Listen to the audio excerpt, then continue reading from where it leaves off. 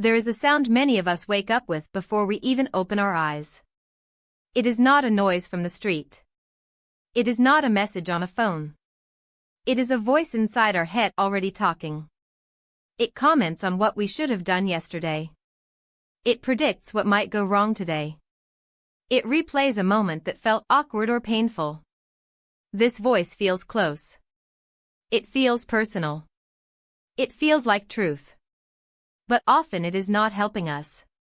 It is pulling us into what we can call inner chatter. The context here is simple and universal. Every human has an inner voice. It helps us plan. It helps us learn.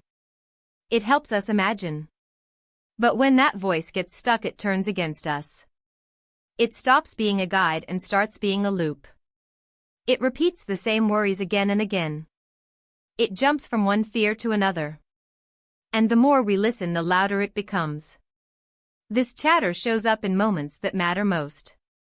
Before a big conversation. Before sleep. After a mistake. In quiet rooms and crowded places. The first insight is easy to notice on the surface. Chatter hurts our ability to think and perform. When the mind is busy arguing with itself, it has little space left to focus. You may sit at your desk staring at a screen, but inside your head you are running 10 different stories. What if I fail? What if they judge me? Why did I say that? This makes even simple tasks feel heavy. You forget words you know. You miss details you normally catch. You feel slower than usual. It is not because you are less capable. It is because your attention is divided. Like trying to have a deep conversation in a loud room. The second insight sits a little deeper. Chatter does not stay inside. It spills into relationships. When we are stuck in our own thoughts, we often feel a strong urge to talk about them. We repeat the story to friends. We replay it to partners. We ask the same question again and again. Not because we want advice, but because the loop needs an audience. Over time, this can create distance. Others may feel drained. Or unsure how to help. And we may feel misunderstood even when people care. The irony is that the more we talk from a place of chatter, the harder it becomes to truly connect. We are speaking but not really listening.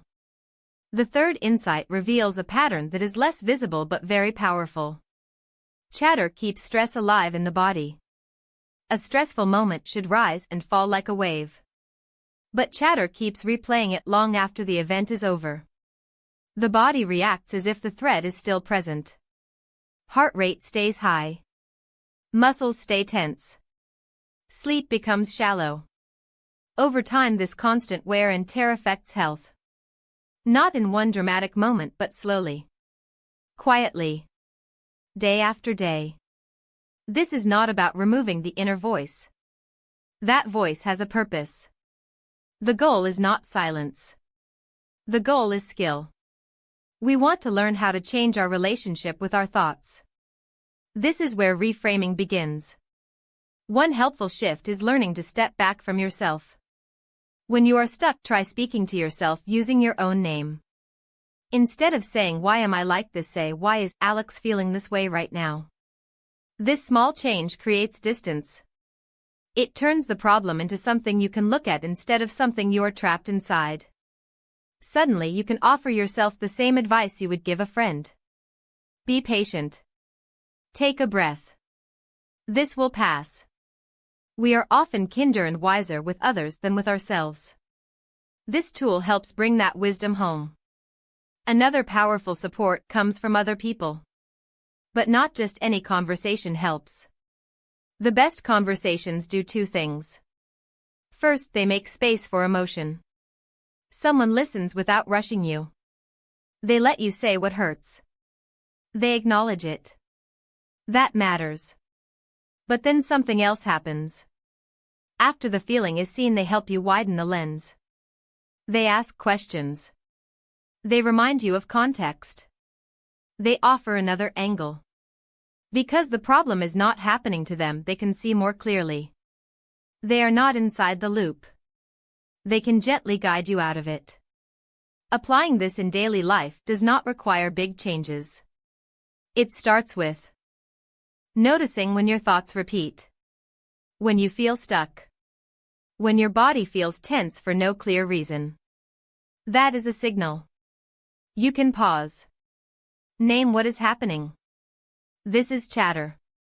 Then try one small shift. Change how you speak to yourself. Or choose one person who knows how to listen and reflect, not just agree. Over time, these small moments add up. You build a habit of stepping back instead of spiraling. Optional deepening helps us stay with this idea a little longer. Chatter often pretends to protect us. It says if we worry enough, we will be prepared. If we replay enough, we will avoid mistakes.